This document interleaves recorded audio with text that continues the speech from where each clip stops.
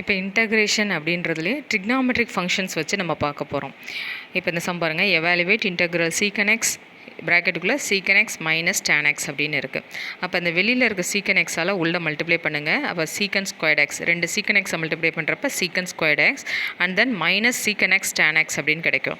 அப்போ இதற்கு integral formula நம்மளுக்கு அப்படியே டேரெக்டாகவே தெரியும். அப்போ சீக்கன் ஸ்கொயர்ட் எக்ஸை பண்ணால் டேன் எக்ஸ், அதேமாதிரி இன்டகிரல் சீக்கன் எக்ஸ் டேன் எக்ஸை பண்ணால் சீக்கன் எக்ஸ் ப்ளஸ் சி அப்படின்னு கிடச்சிரும். அதே சேம் இங்கே சீக்கன் எக்ஸ் வச்சு பண்ணியிருக்கோம், இங்கே கொசீக்கன் எக்ஸ் வச்சு பண்ணியிருக்கோம், அவ்வளோதான். அப்போ இந்த சம்மில் பாருங்கள், இன்டகிரல் கொசீக்கன் எக்ஸ் ப்ராக்கெட்டுக்குள்ளே cosecant x minus cot x into dx.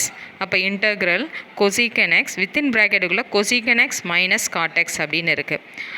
அப்போ பாருங்கள், இதை மல்டிப்ளை பண்ணுங்கள். அப்போ கொசீக்கன் ஸ்கொயர்ட் எக்ஸ்னு வந்துடும். இந்த ரெண்டு டேர்ம் மல்டிப்ளை பண்ணுறப்ப cosecant squared x minus cosecant x cot x into dx அப்படின்னு கிடைக்கும். அப்போ இன்டகிரல் கொசீக்கன் ஸ்கொயர்ட் எக்ஸை இன்டகிரேட் பண்ணால் minus cot x, integral cosecant x cot எக்ஸை பண்ணுறப்ப integral cosecant x cot x அப்படின்றப்ப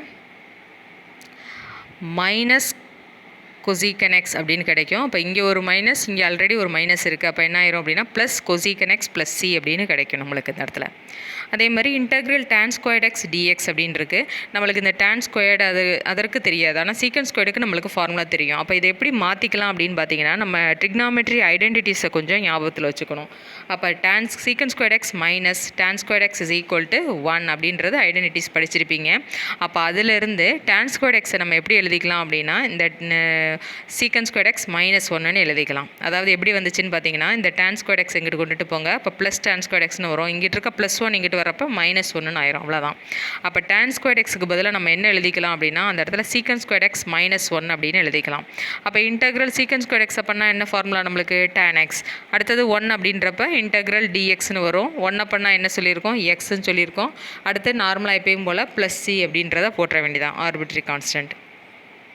அண்ட் தென் சேம் இதே மாதிரி தான் இந்த காட் ஸ்கொயர்ட் எக்ஸுக்கும். காட் ஸ்கொயர்ட் எக்ஸுக்கு ஃபார்முலா என்ன, ஐடென்டிட்டிஸ் என்னன்னு பார்த்துக்கோங்க. கொசீக்கன் squared x minus God squared X equal to 1 அப்படின்னு வரும். கொசீக்கன் squared x minus God squared x is equal to 1 அப்படின்னு வரும். அப்போ அதை நம்ம கொஞ்சம் ரீஅரேஞ்ச் பண்ணி எழுதிட்டு பண்ணோம் அப்படின்னு பார்த்தீங்கன்னா, கொசீக்கன் ஸ்கொயர்ட் எக்ஸ் மைனஸ் 1 அப்படின்னு எழுதலாம். அந்த காட் ஸ்கொயர்ட் எக்ஸ்க்கு பதிலாக கொசீக்கன் ஸ்கொயர்ட் எக்ஸ் மைனஸ் 1ன்னு எழுதலாம். கொசீக்கன் ஸ்கொயர்ட் எக்ஸை இன்டகிரேட் பண்ணால் மைனஸ் காட் எக்ஸ், அடுத்தது மைனஸ் 1 இருக்குது. அப்போ மைனஸ் 1 பண்ணால் எக்ஸ் ப்ளஸ் சி அப்படின்னு வந்துடும், அவ்வளோதான்.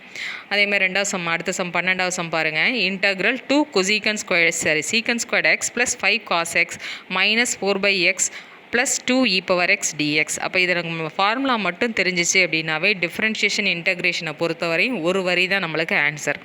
அப்போ இது எல்லாத்துக்குமே என்ன ஆகும் அப்படின்னா, இன்டகிரல் நம்ம தனித்தனியாக போட்டுக்கிற மாதிரி தான். இது ஒவ்வொரு டேர்முக்குமே 4 டேர்முக்குமே இன்டகிரல் செப்பரேட்டாக நமக்கு வரும். அப்போ 2 கான்ஸ்டன்ட் அப்படின்றப்ப அதை வெளியில் எடுத்துங்க. இன்டகிரல் சீக்கன் ஸ்கொயர்ட் எக்ஸை பண்ணோம்னா என்ன வரும், டேன் எக்ஸ். அடுத்து 5 வெளியில் எடுத்துக்கங்க, cos x. Integral cos x அப்படின்னா சைன் எக்ஸ். அடுத்து 4 மட்டும் வெளியில் எடுத்துருங்க, மைனஸ் 4 வெளியில் எடுத்துக்கங்க. அப்போ இன்டகிரல் 1/x அப்படின்னா லாக் எக்ஸ். அடுத்தது இந்த டேர்மில் பார்த்தீங்கன்னா ப்ளஸ் 2 எடுத்துக்கங்க. இன்டகிரல் இ பவர் எக்ஸ் அப்படின்னா e power x plus C எப்பயும் போல் போட்ட வேண்டியதான். அடுத்து 13வது சம் பாருங்கள். Integral root of 1 plus cos 2x அப்படின்றது நம்மளுக்கு இது கொஞ்சம் ட்ரிக்னாமெட்ரிக்ஸ் ஃபார்முலாவும் தெரிஞ்சிச்சு அப்படின்னா உங்களுக்கு ரொம்ப ஈஸியாக இருக்கும்.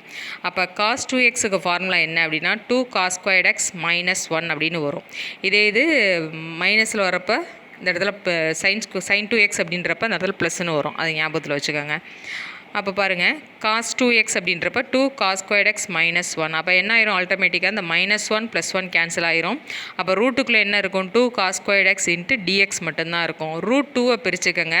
அதேமாதிரி ரூட் காஸ் ஸ்கொயர்ட் எக்ஸ் அப்படின்றப்ப என்ன ஆகும் அப்படின்னா, ஸ்கொயரும் இந்த ரூட்டும் கேன்சல் ஆயிரும். ஏன்னா அந்த ஸ்கொயருக்கு பதிலாக நம்ம என்ன போடுவோம் அப்படின்னா இந்த ஹோல் பவர் 1/2ன்னு அர்த்தம். அப்போ என்ன ஆயிரும், இந்த 2 கேன்சல் ஆயிரும், வெறும் காஸ் எக்ஸ் மட்டும்தான் வரும். அப்போ இன்டகிரல் காஸ் எக்ஸ் டிஎக்ஸ்னு இருக்கும். காஸ் எக்ஸ் இன்டகிரேட் பண்ணால் என்ன வரும், சைன் எக்ஸ் ப்ளஸ் சி போட்டுக்கோங்க. அந்த இடத்துல இல்லை ப்ளஸ் சின்னு வரும். Root 2 sine x plus C அப்படின்னு கிடைக்கும் நம்மளுக்கு. அடுத்து 14th sum, evaluate integral 1/sin squared x cos squared x அப்படின்னு இருக்குது.